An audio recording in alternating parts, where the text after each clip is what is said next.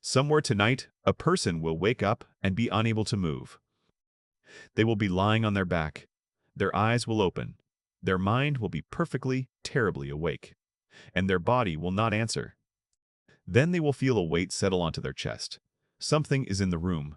Something is pressing down.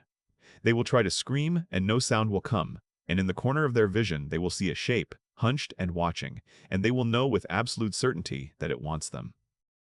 Then it will pass. They will sit up in the dark, heart hammering, and tell themselves it was a dream. You might call it a nightmare, a trick of a tired brain, something that happened to one unlucky person once.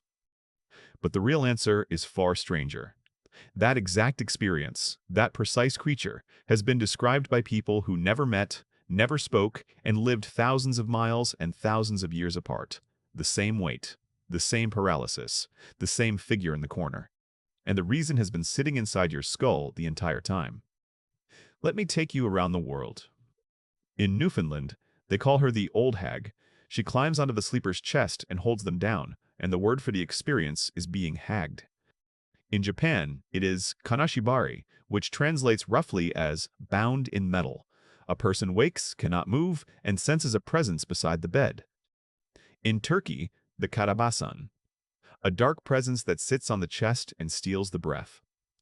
In Brazil, the pisadera, a thin old woman with long fingernails who crouches on the roof at night, waiting for people to fall asleep on their backs with a full stomach, then descends and stands on their chest.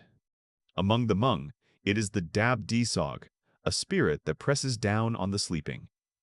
In parts of West Africa, in Scandinavian folklore, in medieval Europe, across the Caribbean, the same story keeps surfacing. The details change, the clothing changes, the name changes. The weight on the chest does not. The inability to move does not. The certainty that something is watching does not. Now think about what that requires. These cultures had no contact. Some are separated by oceans, some by millennia, and yet they independently generated a creature with the same three signatures. What are the odds of that being a coincidence? There aren't any, because they were not inventing anything, they were reporting. To understand what they were reporting, you have to understand what your brain does to your body every night. When you enter the stage of sleep where dreaming happens, called REM sleep, something remarkable takes place. Your brainstem releases chemicals that switch off your motor neurons. Your muscles go slack. You are, for those hours, functionally paralyzed. This is not a malfunction. It is protection. Without it, you would physically act out your dreams, and you would run into walls and swing at people who are not there. A researcher named Michel Javet demonstrated this in the 1960s by damaging the brainstem region responsible in cats. The cats entered REM sleep and then stood up, still asleep, and stalked invisible prey around the laboratory. Their bodies were doing what their dreaming minds commanded. So, every night, your brain wisely locks your body down. But what happens if the lock is still engaged when the dreamer wakes up? This is sleep paralysis. Consciousness returns before the paralysis lifts. Your eyes open. Your mind comes online. And your body remains switched off, sometimes for seconds, sometimes for minutes that feel much longer. Now put yourself in that moment. You are awake, alert, and completely immobile. Your ancient threat detection system, the one that scans every scene before you consciously see it, comes roaring online and finds you helpless. What does it conclude? It concludes that you have been caught. So it starts searching the room for what caught you. And here is where it gets strange, because the brain in this state is not making a clean observation. It is dreaming and awake at once. The imagery machinery of REM is still running, painting into the darkness of your bedroom while your fully conscious mind watches. You have met this machinery before. It is the same overactive detector that turns a coat on a chair into a man. Under normal conditions, it errs towards seeing a face, a figure, a mind. Now imagine that same system running at maximum alarm, in a body that cannot move, in a room with nothing to see. It does not fail. It delivers. It builds you an intruder. A neuroscientist named Balan Jalal, who has studied sleep paralysis across cultures, has argued that the intruder is stitched together from something even more intimate. Deep in your parietal lobe sits your body map, the internal model of where your limbs are and where you end. During sleep paralysis, that map is disrupted. Your brain, receiving a garbled picture of your own body, generates the sensation of a body nearby. Consider what that means. The thing standing over you may be a projection of your own shape, misfiled. The presence in the corner has your outline. You are being haunted by a copy of yourself, and you cannot tell, because the part of you that could tell has gone offline. But why the weight on the chest? Why does that detail survive translation into every language? Because during REM sleep, your breathing changes. It becomes shallow, rapid, and largely automatic, and the muscles between your ribs are suppressed along with everything else. You are breathing, but with less of your chest, and if you wake into that state and try to take a deep, panicked breath, you meet resistance. Your chest feels heavy. Your air feels stolen.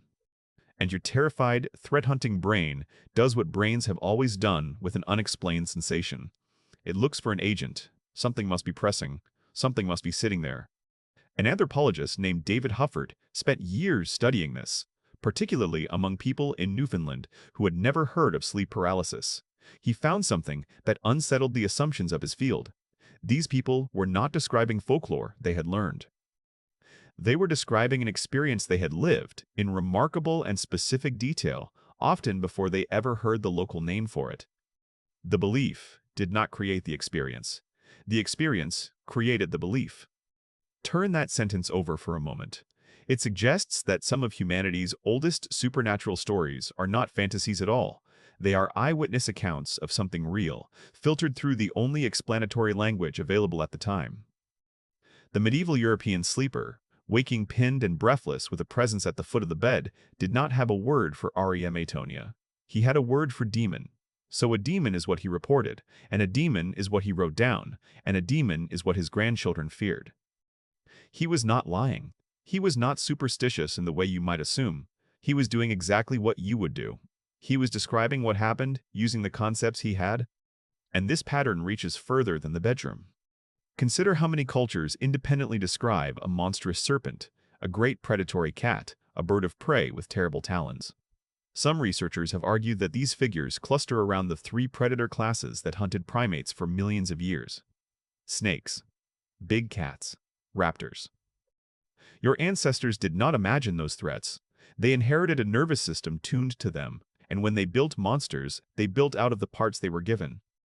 The dragon may simply be all three at once: a serpent's body, a cat's teeth, a raptor's claws, given wings.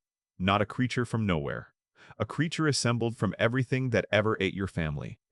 And it explains something odd about your own fears. Ask a room full of people what frightens them, and you will hear snakes, spiders, heights, the dark. You will rarely hear cars or electrical sockets or the things that actually kill people now. Your fear was calibrated long before any of those existed. You are afraid of the shapes that hunted a small primate on an African plain, and no amount of statistics will talk you out of it, because the argument was settled before your species had language to argue in. Which raises a strange and quiet question. When a culture invents a monster, is it inventing it all? Now step back into your own bedroom. You have never seen the old hag. You have probably never woken up unable to move. But the machinery that would produce her is installed in you right now, fully assembled, waiting for the conditions that would set it running.